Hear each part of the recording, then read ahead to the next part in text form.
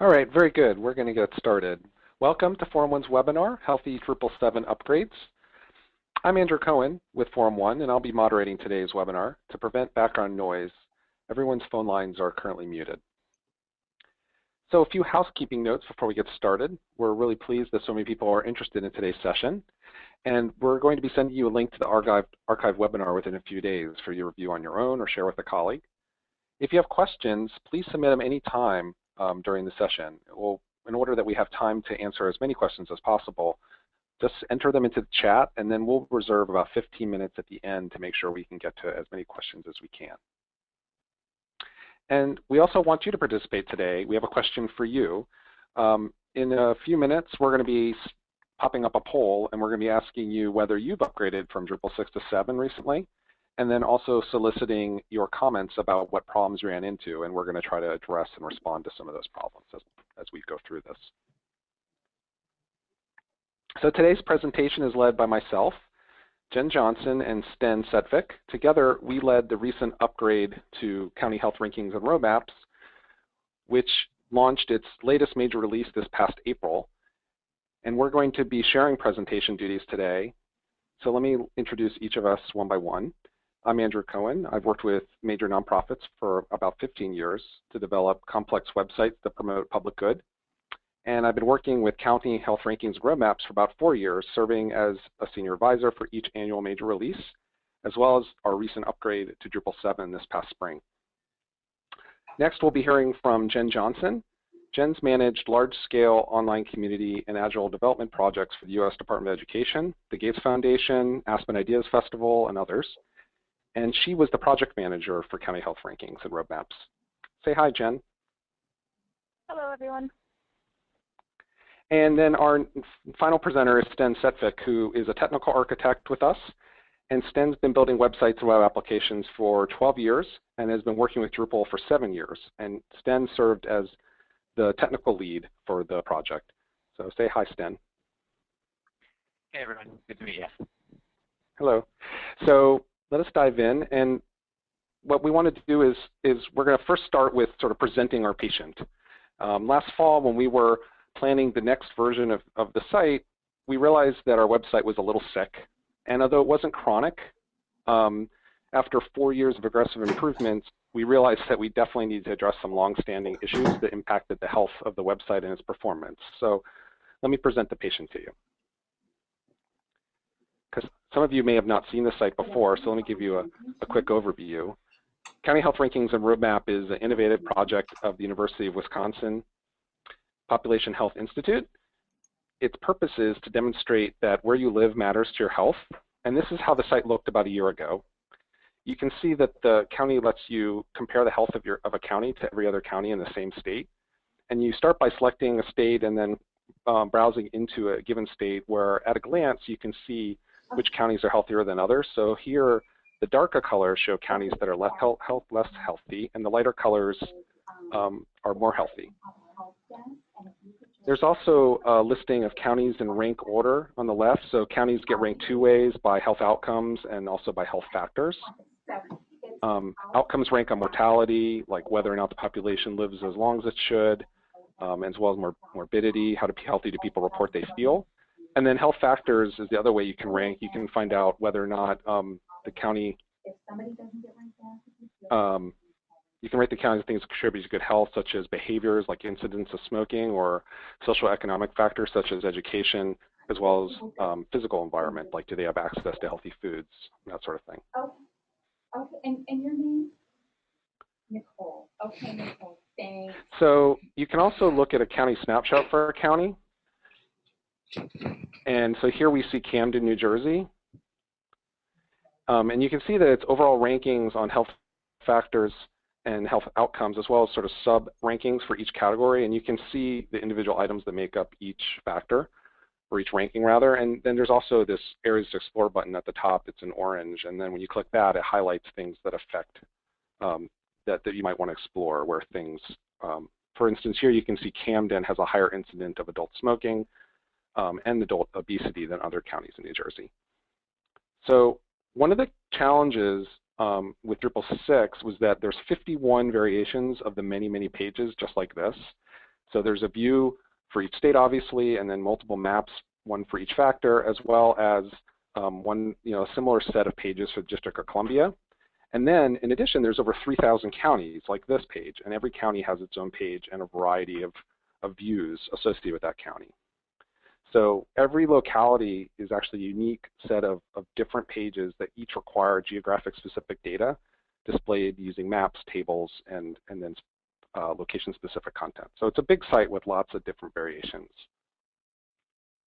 And the other thing we ran into with Drupal 6 and the existing site was we had pages like this, which here is just an archive of downloadable data sets for the previous 3 years. And so the listing's pretty simple, but because there's so many pages like this, they were hard to manage. And so these pages have both complex and they're kind of complex, and they also require ordering the items by kind of complex criteria, and then sometimes even arbitrary criteria where the authors on the site wanted to order things the way they wanted to order them, through, not through any systematic way.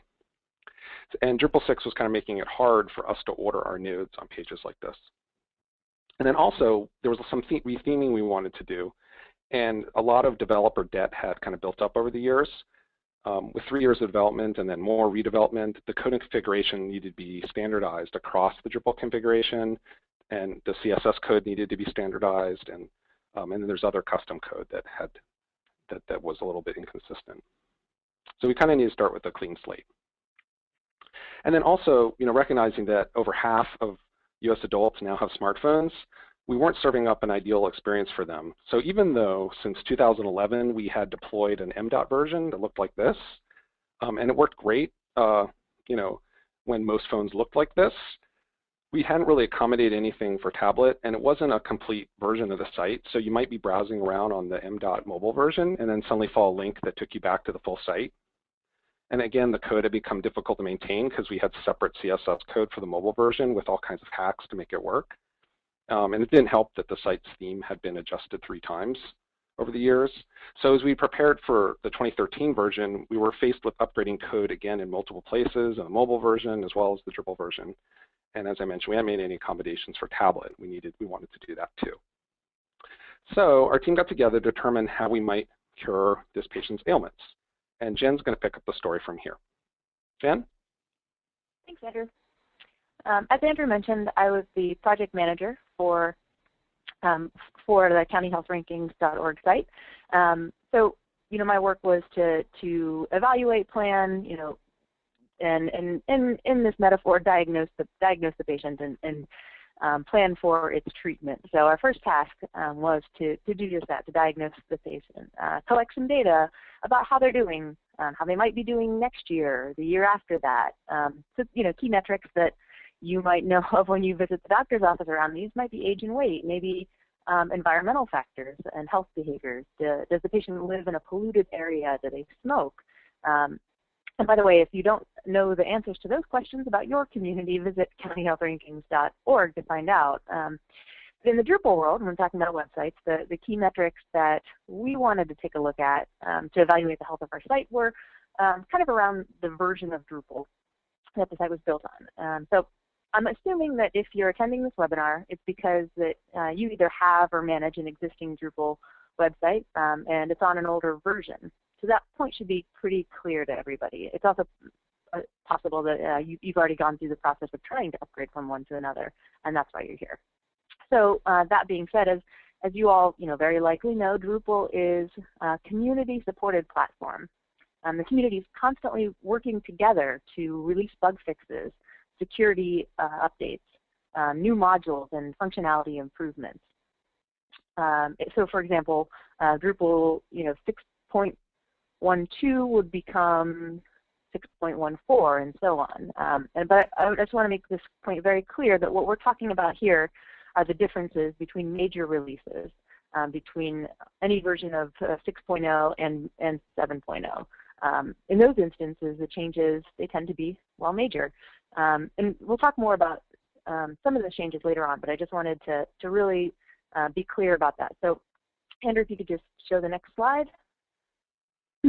And to confirm some definitions around this, the differences between upgrading, updating, and we also talked a lot, we'll also be talking a lot in this webinar about migrating. So updating typically refers to just bringing your site up to the latest minor version of Drupal. So again, updating it from 7.12 to 7.14, etc. And those are minor security bug fixes, those sort of things. Upgrading refers to moving from one major release to another, from 6 to 7, 7 to 8, etc.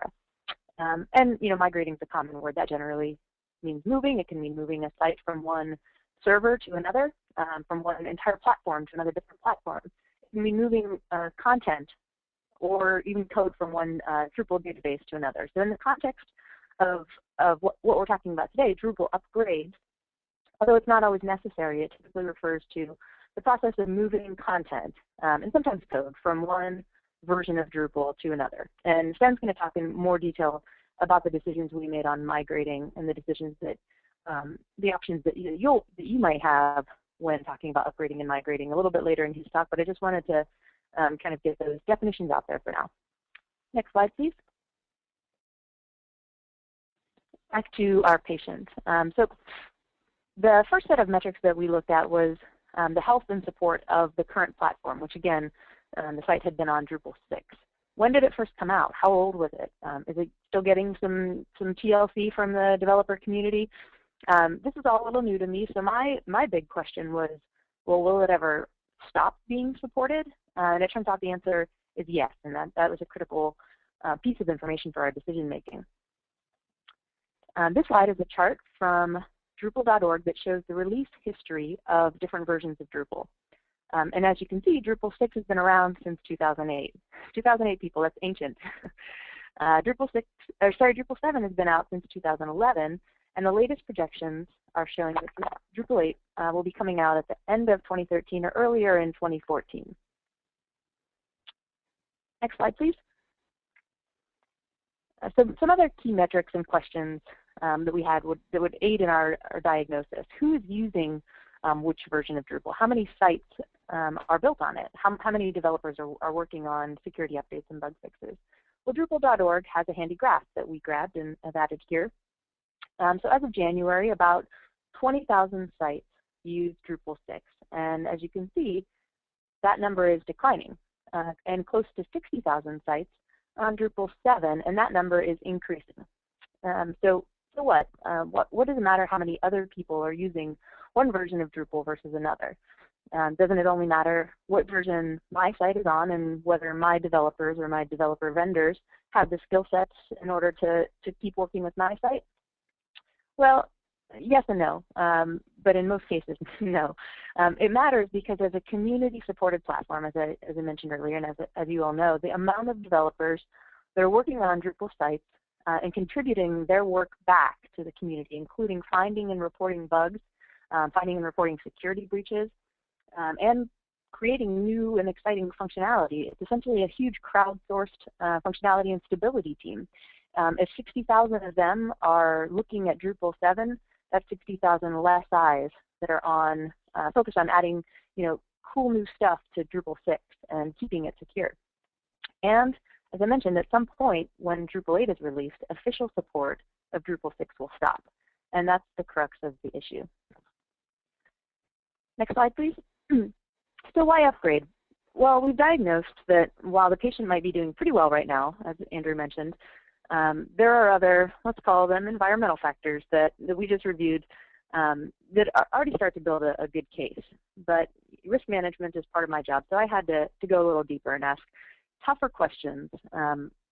What other features can come with the Drupal 7 upgrade that we can't have with Drupal 6? Why can't we just create that functionality ourselves, by creating new modules, bug fixes, and doing the security updates ourselves, or either with our developers or other partner developers? What will an upgrade cost? Why should I do it now? Why shouldn't I wait for Drupal 8? So those are some of the questions that we had to toughly think about and face as we planned out the case for updating. The first set of answers around functionality and Drupal 7 functionality, and this concept of technical complexity or technical debt, and also staying close to core that kind of commonly gets thrown around. The gist of this argument is that the more custom code, and even contributed Drupal modules that a site uses, in addition to Drupal core, the more specialized the developer skill set who works on it needs to be. It becomes harder to onboard new technical staff. It becomes harder to maintain. And, in our terms, harder equals more time and essentially more money.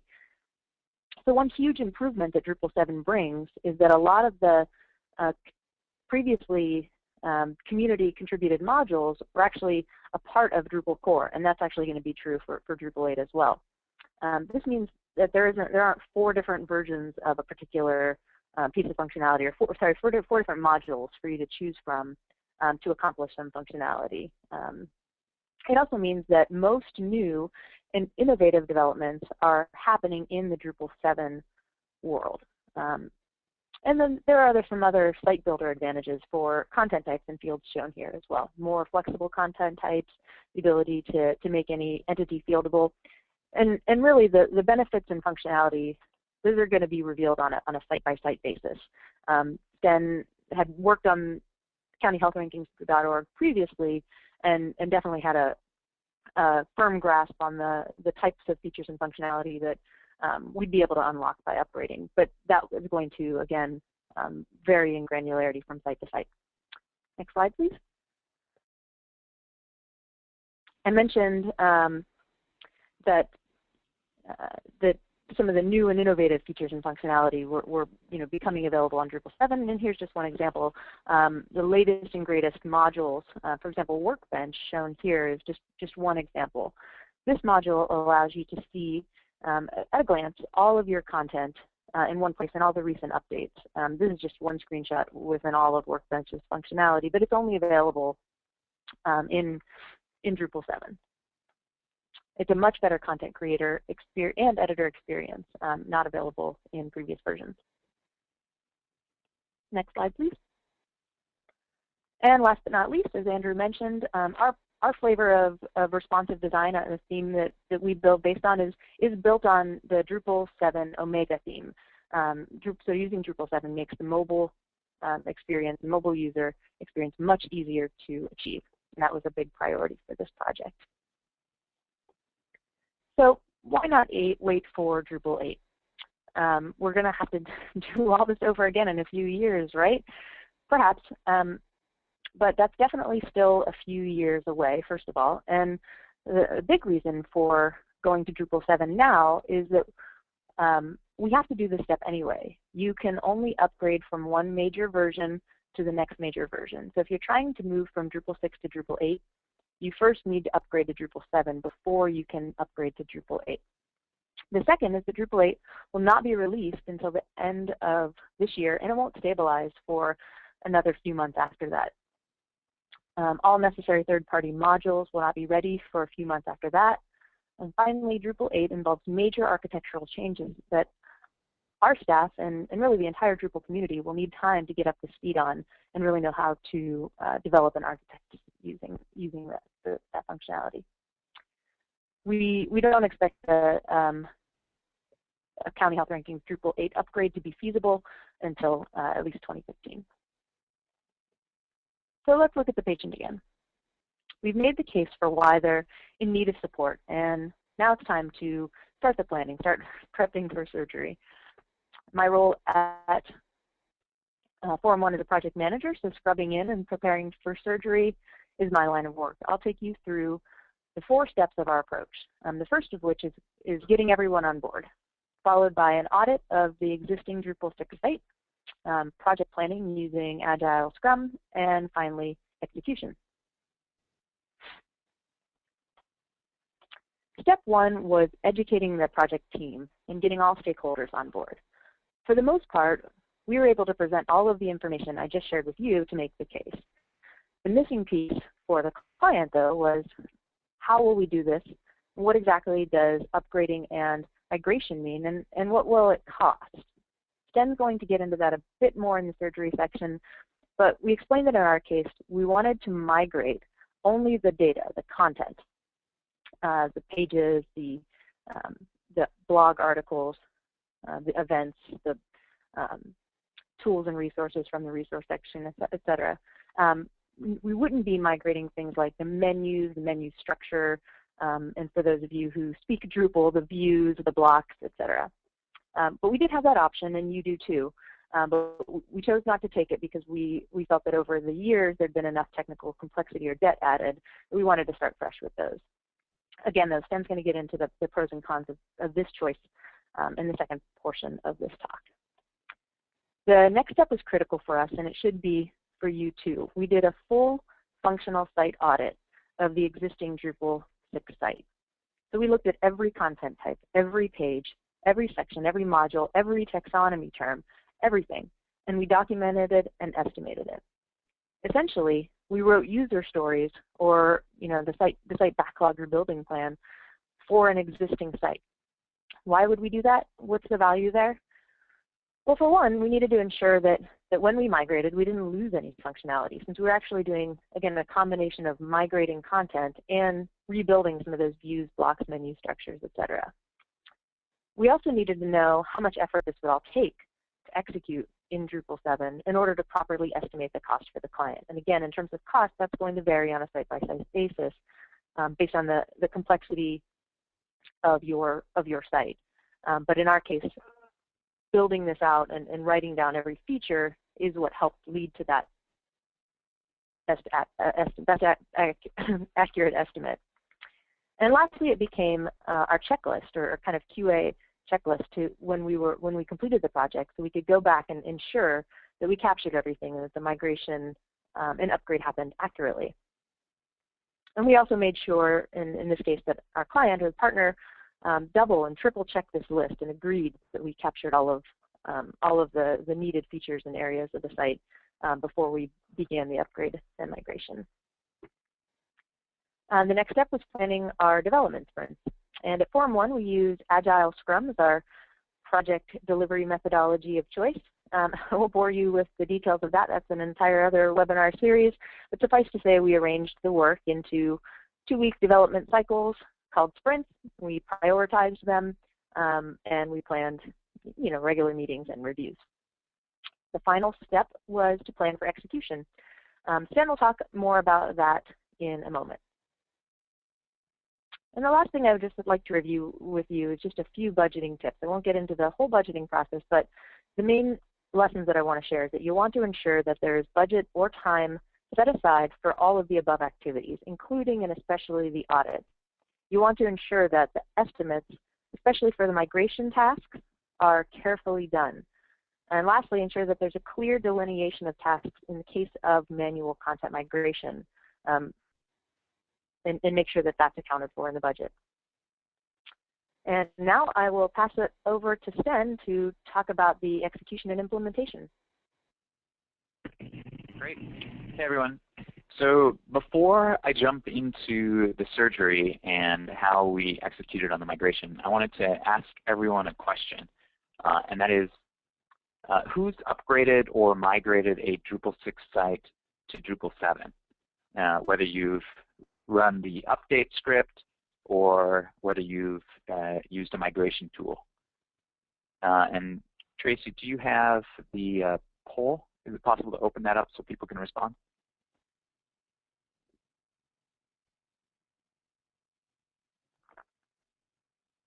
There should be a poll appearing on your screen in the next few seconds if it hasn't already. So keep going, Stan. Okay, cool.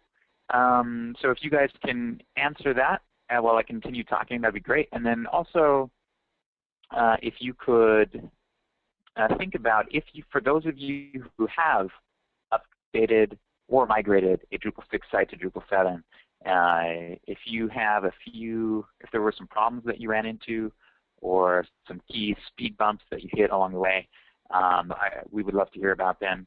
If you could enter 1 or 2 of those into the chat window, that would be great, especially if you think what you ran up against would be helpful for other people to know about. We can kind of look at those later and share those with the rest of the people on the webinar, and possibly even respond and provide some tips or advice on how to address those issues you raised. Cool. So migrating or updating a site from Drupal 6 to Drupal 7, what are the options? There are 3 ways that you can upgrade your Drupal 6 site to Drupal 7. Drupal comes with a built-in update method. In the root directory of your Drupal site, there's an update.php script, and you may be familiar with that if you've used it to do minor updates of modules that you already have on your site, like if you download a new version of the views module or another module that requires, it's not a jump from 6 to 7, but like Jen said, a minor release like 6.20 to 6.25 or something. And that upgrade involves some database changes. Then to complete the upgrade, you have to browse to /update.php, and it will make those updates. That /update.php will also update your site from Drupal 6 to Drupal 7. So that's one of the ways to get your site to from Drupal 6 to Drupal 7. And the process for doing that actually is you log in as the admin user, that the very first user that was created when you set up your Drupal site. You download the Drupal 7 code and replace your Drupal 6 site code with it, and then you swap out all of your Drupal 6 module code for their Drupal 7 counterparts. And then lastly, you point your browser at /update.php, follow the instructions, and hopefully everything works. The problem is that it doesn't always work. But that's the basic workflow. Like if your site is simple enough and set up in such a way that it is possible to run that update.php PHP script that comes with Drupal, you can use that method for updating your site from Drupal 6 to Drupal 7. The second option on the screen, the Migrate module, is a module that came out a couple of years ago by a data migration expert in the community, and this is the kind of second way of doing it. And this module was originally written to get non-Drupal data into Drupal. So for example, if you had a WordPress site and you wanted to migrate it to Drupal, or you had a .NET Nuke or some other website and you wanted to bring it over to Drupal, this module is a framework that you can build on to move all that external site content into Drupal. And more recently, within the last year, he has built another module on top of the Migrate module called the Migrate Drupal to Drupal module. And that module is a little bit more specialized. It allows you to migrate all your data from one Drupal site to another, and even between versions. So you can move data from a Drupal 6 site to a Drupal 7 site, or from one Drupal 7 site to another Drupal 7 site. And it's extremely flexible. And it can handle pretty much any data structure you have and any changes you want to make to that data structure. That flexibility comes at a cost, though. You have to write code to use it for your migration. So how do you choose between the two options, going the top update.php route or the bottom migrate Drupal to Drupal route? Well, for the update route, there's a couple of key criteria you can use. One is if you don't need to do any house cleaning, if you're happy with the structure of your content, you don't need to consolidate or modify any of your content types, fields, or taxonomies, and you're basically happy with the architecture, layout, and organization of your site and content, then update.php makes sense. So that's kind of the first criteria.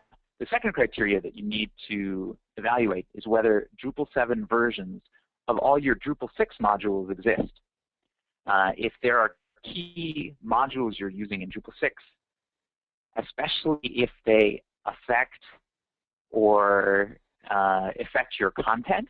So for example, specific field types that don't have corresponding specific field types provided by a third-party module, and that module does not have a Drupal 7 version, then that makes using update.php, or complicates using update.php.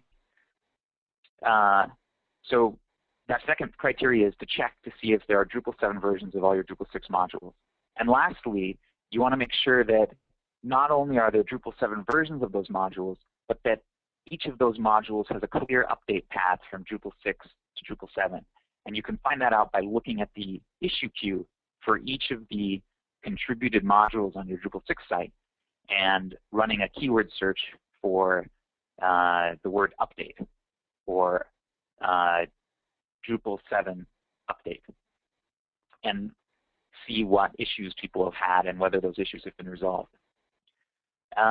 So in short, if you don't need to do any house cleaning and all your Drupal 6 modules have Drupal 7 versions, and there's a clear update path as evidenced in the issue queue for each of those modules, update.php may be a good solution for you. So Migrate is for everyone else. If you need to modify the structure of your content, for example, consolidate or split your content types, make changes to your fields, combine fields, or split fields apart, that is a great reason to use Migrate. Migrate makes those kinds of changes very easy. If you have a number of modules, as I mentioned before, that affect your content, so for example, a type of field, a module that provides an additional field type that you're using on one of your content types, and that module does not have a Drupal 7 version, or you no longer want to use that module and you want to use an alternative module in Drupal 7. And I'll give an example of that later that we needed to take advantage of in our migration of County Health Ranking. That's another reason that you would want to go the Migrate route. And finally, if you need to minimize the downtime, if you want to allow your content editors to be able to edit content nearly up to the launch of your site, Migrate is a really good solution because you can set up the migration and continually test it throughout the development of your new website. Test the migration of data, roll it back, all while your content editors and or clients are continuing to edit and maintain the content on their live site. And you can continue doing that, continue testing that migration up to the launch point, and then when everything looks good and you're happy with it, do the migration for one final time to launch the site. Okay, so let's see. Next slide, please. So which option do we go with? For County Health Rankings, we use the Migrate Drupal to Drupal module. And there's the link to it. It's available on Drupal.org. And so Jen talked a little bit about why we chose this option for moving to Drupal 7. Just to recall those again, we wanted to take advantage of a number of Drupal 7 features that were not available in Drupal 6, and switch from Drupal 6 modules to, or solutions in Drupal 6 that we no longer wanted around. We wanted to solve some problems in different ways in Drupal 7, and the Migrate module allowed us to do that. Also, we made some major changes to the structure of content in our site. We reduced the number of content types on our site from something like 40 down to 18 or 17, I believe, and a lot of those we consolidated, and the Migrate module allowed us to do that. Another example is of how we changed the architecture was we had used a module in Drupal 6 called FlexiNode that the maintainer was no longer developing or supporting and had not released a Drupal 7 module for, and we wanted to move the data stored in those FlexiNode fields into a completely different field and solution in Drupal 7 called Field Collection. And again, the Migrate Drupal to Drupal module allowed us to set up that migration. Another reason, as I mentioned before, why we chose Migrate Drupal to Drupal is that it's really robust. The client can continue editing and adding content during the development of the migration and its setup. and you can test the migration or individual parts of it throughout development. It's really flexible and a really powerful tool. Let's see. So next slide, please. So using the one slide back. So using the Migrate Drupal to Drupal module, what exactly can you migrate? I think Jen mentioned this a little bit as well, but here it is again. You can migrate data, but you can't migrate structure. So what does that mean? The Migrate module allows you to migrate things in your site like all of your pages, your nodes, your users, your files, also your things like the paths to all your content, the URLs where they reside, as well as menus and menu items. What you can't migrate are structural and layout portions of your site. So you can't migrate, you can't use it to migrate your views. You can't use it to migrate your panels pages or your contexts, if you're familiar with those, or your node queues. So what did we end up migrating with this tool, and what did we manually rebuild? So what we migrated, were the users, the user roles, files, all of our nodes or content, and all of the taxonomy terms. We ended up not migrating paths because we made a lot of changes to where content lived on the site. And we did not migrate any menu items because we did some significant information architecture on the site and reorganized where content lived. And so we didn't want to keep any of that old organization. We rebuilt it. So how did we actually go about executing this migration? What were the steps that we went through? Well, the first thing we did was we looked at all of the content types and taxonomies on the site, and we audited everything. We went through, again, I mentioned that we had 40 different content types, and we looked through all of them to make sure that, hey, are all of these still being used? Are there some that we can get rid of? Are there ones that we can consolidate? Because 40 content types is a lot, and thanks to that audit, we were able to reduce our content types from 40 to less than 20. An example of that was we had separate content types for different media types. So we had a media library that contained things like videos, images, PDFs, and other types of downloadable. And for each of them, we had a separate content type for each of those, even though it was in a single kind of media or document library.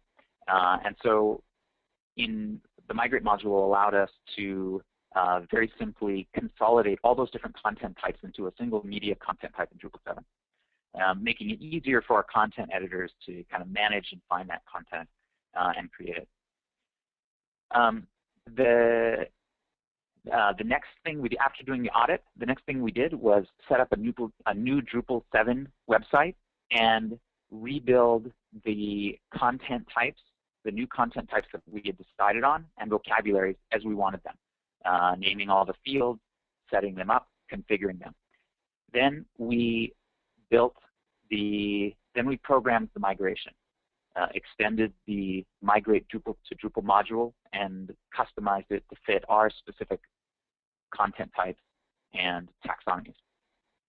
And we tested the migration, make sure all the data came over into our content types as we expected, that no data was missing, and that it basically just validated that the data came over and was clean. And then lastly, we rebuilt the site itself. So added in all the panels pages, the content listings, the views, set up the menus, and inserted content into the menu where it should go. And finally, we tested everything. After putting the site back together and testing it, the testing process actually teased out some migration issues that we hadn't noticed at first. So for example, fields that were missing that when we set up the migration that we forgot about, or text format that didn't come over correctly. And so we would use the results of that to figure out where the issues were, adjust, and then re-execute the migration, test, look at it again, and rinse and repeat until everything was working as we expected. So next, I wanted to take a quick peek into the code. And so a little bit of a geek alert. To those of you who don't code, the thing to take away here is that there's not that much code. It's pretty clean, and it accomplishes a lot. So it's, even though you do have to write code when using the Migrate Drupal to Drupal module, it's pretty well documented. It's really well structured, and it's robust, and it's pretty clean.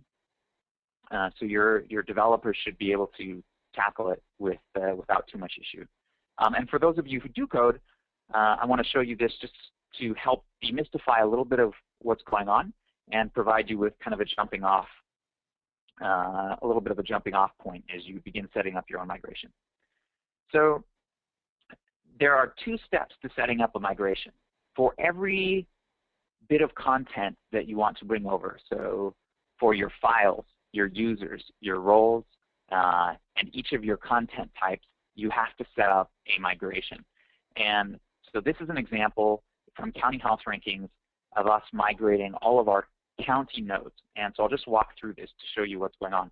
So if you look at that first line, source connection, that is the name of the database connection that's defined in settings.php for the old Drupal 6 site. Down below that, you see source version. That indicates the version of Drupal that we're pulling the data from.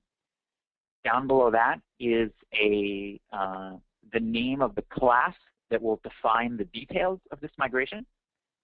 And then the description is just what you see in the admin interface, how this particular migration is displayed in the admin interface. And down below is an identification for this migration, so I'm just calling it county. And then source type and destination type, these are the names of the content type that I want to pull data from Drupal 6. And the destination type is the Drupal 7 content type into which I want to migrate those Drupal 6 nodes. And then lastly, the dependencies is really important. This says what other migrations need to be executed before this migration can successfully execute. So this migrating counties depends on the users migration, the authors, like the people who actually set up the counties, and the state migration. Every county is associated with a state, and so those states need to be migrated before the counties can be migrated. And so this is basically all the metadata that sets up the migration. So the second part of coding the migration is defining the details of each migration. And this shows you, notice it's less than a page of code for this particular migration of county nodes, that there's not a whole lot going on here. If you look at lines 39 through 43, in both the Drupal 6 site and Drupal 7 site, we had a few fields. The types of those fields didn't change. And so this is saying, hey, for the county name, county code, and county abbreviation, just find that field in the Drupal 6 site, bring over its data, and stick it into a field of the same name in the Drupal 7 site. For the fields below that, these are a little bit more complex. For the state field, this is saying, hey, we have a state field in the Drupal 6 site that's named field_state. In the Drupal 7 site, it has a different name, field_global_state. And you can find, and the source migration bit there is telling the Migrate module where to find the state information, because remember that the state, all the states were migrated separately from the counties. So this is saying, hey, go look in the state migration to figure out what the new records are and the new state IDs are for all those migrated states. I'm going to interrupt you just for a second. I wanted to share the results of our poll. Okay. 38% said yes, they had done a Drupal upgrade to 7, and 62% said no. Okay. So it was about 2/3, 1/3, 2/3. One person, Oh, cool. James said, "Does it count if I tried but didn't finish?" Totally counts. I think so too. All right, so we have about 15 minutes left, so we're going to go through some things to look out for next. Cool.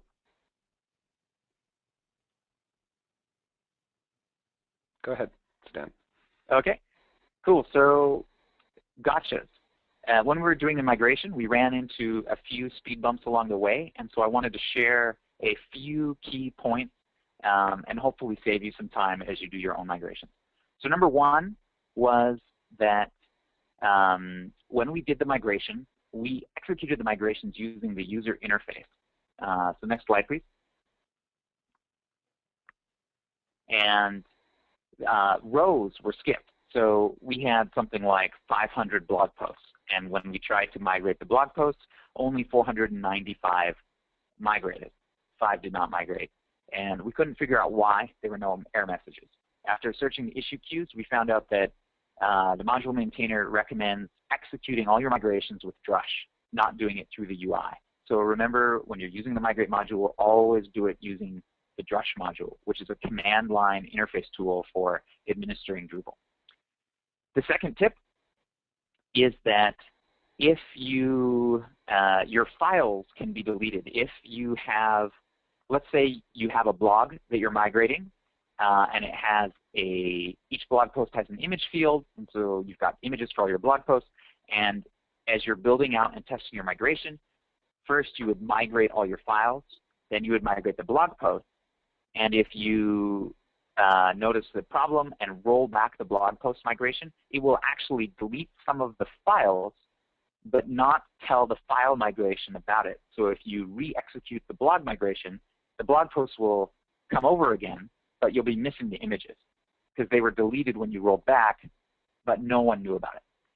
So to solve that, you need to use this patch, which is indicated in that issue link down below. There's a new version of Migrate coming out shortly, probably in the next couple of months, which includes this patch in it. So this will hopefully no longer be an issue, but for right now, this patch is still needed. Next, number 3,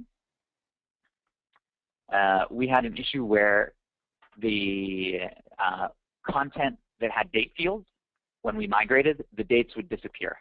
And that's because the date module needs a patch so that date fields can be migrated. And lastly, number 4, if in Drupal 7 you're using any field collections, you have to patch the field collection module. And so there's a link to that here. And if you miss these links, we'll have this presentation posted and share a link with it later so that you can get these links after the webinar. Cool, so those were the 4 kind of tips. And I just wanted to say one quick word about search engine optimization. When you bring your site over, we mentioned that we changed a lot of the URLs on a lot of our content. And there's a fantastic module that can help with that called Redirect. One of the things that can really hurt the page ranking of your site on Google when you relaunch it is if you change the location of a lot of your content, and when Google reindexes your site and tries to find your old content, if it looks for those and gets a bunch of 404 page not found errors, that can really hurt the ranking of your site. So the redirect allows you to set up redirects from your site content's old locations to its new locations. And that's it. I'll turn it back over to Andrew and Jen. Great, thanks, Dan. So just following the surgery we just detailed, I just wanted to go through and show you what the site looked like. And oops, I'm sorry, I keep double-clicking and going one slide too far. Here we go. So this is the site as it looks today on Drupal 7. Again, this is the home page. You have to be a pretty keen eye to even know that it's changed versions, which is, we didn't change a lot about the interface with this next version, but here's the page where you're looking at New York and its individual counties. And then also you still have the ability to drill in and see the individual county data for each county. And then the site now displays beautifully on desktop, tablet, and mobile. So the prescription for the patient in summary was that it was really important to diagnose carefully before you jump in and make sure you know what you're getting into, and then not overlook the planning step, budget for it, and make sure that you spend time thinking through all of the things that you need, and also inventorying all of your functionality in as deep a level as you possibly can to make sure you don't forget anything, and then make sure that you're tapped into some of the tips that Sten shared about which tools can help you make it work, and also be prepared to do a little bit of research when you run into problems along the way, because there surely will be hiccups that we didn't even encounter. And then plan the recovery through like search engine optimization and other techniques once you've launched. So with that, I wanted to thank everyone for coming. We're going to go through some questions now. We have about 10 or 15 minutes left. One question that came in was just having us repeat kind of our expectations around when we think Drupal 8 will be reaching its prime. Jen, can you respond to that? Yeah, absolutely. So I mentioned basically it's planned for being released at the end of 2013. There's no specific set date on that. And then I had added that any contributed modules would need some time to catch up after that, and kind of the technical capacity would need to be developed from either vendor developers or your own in-house developers. So we projected prime time to be the first or potentially even second quarter of 2014, and I can share a few links. One, I'm sharing them right now, Jen, for you. Oh, sure. Okay. Keep going. I have another one that's actually a. Let's see if I can send this to. Just the one about the keynote, the release schedule. Yeah. Yep. There's one from Dries, who is the creator, founder of Drupal. During his slide presentation at the recent DrupalCon in Portland last month, has a nice little timeline, and so I have that that I can put in the chat window if I can see that there. That's what Andrew just shared with you all. So hopefully between those links you can kind of follow progress more closely. But basically, feature freeze had happened on February 18th. Code freeze is coming up July 1st, and then they're looking for release at the end of 2013. And what those things mean, feature freeze versus code freeze, that's all on those in those links. There's some charts that explain that on links that Andrew just shared. Yeah, and so an important thing here again is that it's not like your Drupal 6 site's going to stop immediately, but very quickly all of your modules are no longer going to be upgraded. They're going to become less secure. I think what we're wagering is that if Drupal 8 came out on January 1, we probably wouldn't be starting new projects on it for a few months after that, or certainly not immediately, not until we worked with the release version a little bit ourselves. And then a site that's currently on Drupal 6 or 7, we wouldn't even contemplate migrating for some time after. All the tools that Sten reviewed today, like the Migrate Drupal to Drupal module, those also have to be upgraded to take advantage of for Drupal 8. So there's a lot of things that have to happen before you'd be ready to move to Drupal 8. So there's not an urgency to jump on 8 just yet. Another question was, Dan asks, he said they had an issue with user passwords. We had a lot of users and we had to get them to request new passwords the first time they logged into the new upgraded site. Do you have any recommendations there, Sten? How did you do that was when you upgraded the site. Did you guys use update.php or did you use the Migrate module? We don't have that information yet, but Dan, maybe you can chat to me and we can answer it a little more thoroughly. Cool. Yeah, I'm not sure. We didn't run into that problem with when we upgraded County Health Ranking. Everyone's password still worked when using the Migrate module. I'm not sure if that's an artifact of using the update script or not. Okay. Another person, Heidi asks, she says, we ran into a PDO exception problem, adding new content to content types with images. There's a bug in core that has yet to be committed officially, where adding content that have the image field but not image errors. The patch does work, but you have to reply to each minor release. So it's not really so much a question, just an observation. I don't think we ran into that one. No, I don't think we did. That's a really interesting issue, and that if you could chat to let us know, is that if you could chat the issue link in the chat window, that would be great. I'd be interested in looking at that. Gotcha. And then another question, Tyler asked, he's like, how big a threat is security vulnerability for an organization that stays with Drupal 6 through 2014? Is there kind of data to support that? Oh, that is a you really want to start question. with that? You want me to repeat the question? Sorry. Did you say Jen or Sten? Sten. Oh. Sten, you want to? How do you assess the security vulnerability by staying with 6 through next year? That is a really good question. I mean, one thing you can look at is the frequency of security releases to Drupal 6. Like with any major Drupal release, when it first comes out, the incremental both bug fix and security releases after a major upgrade they're fairly frequent. But the longer the Drupal release has been out, they tend to get less frequent. Drupal 6, has been mature quite some time, and so the security releases are less and less frequent. I think for Drupal core, most of the security, issues with Drupal core have probably been found. There may be, one or two or that are still lurking out there. Even then, it depends on how your site is set up, whether or not your site would be vulnerable to those kind of unknown security bugs. Yeah, I mean, I would just add that I think the risk of any given site, of course, is dependent on kind of how many modules are installed and whether those themselves are at risk, which is hard to assess. Yeah. I mean, it's kind of like not knowing how much insurance you should buy. It's a tricky thing to calculate. The day you know you waited too long to upgrade your site is the day after you get hacked. So right. That's the consequence. So it's just like any piece of software. If you don't upgrade your browser, for example, and then your computer gets hacked, how long and how vulnerable kind of varies. It's hard to know.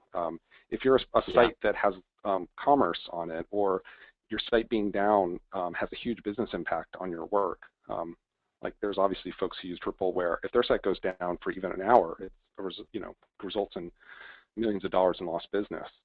You have to assess your own tolerance for interruption, and you're setting yourself up for interruption if you don't upgrade. So we don't like to be alarmist about it, but certainly as time goes on, the risk is increasing. It's just impossible to know by how much. Yeah. We got a response from on one of your. We're almost done, and our time's almost up.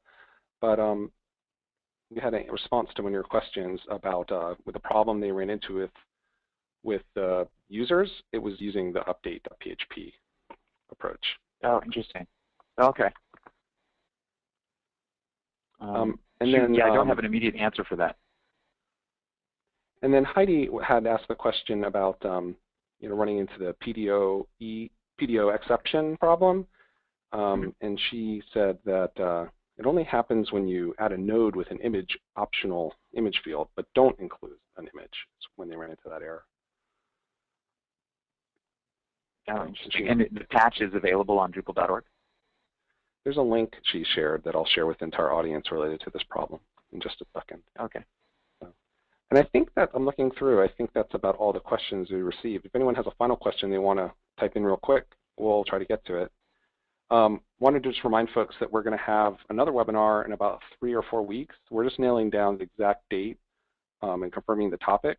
So in a few days, we'll send out a recording of this session.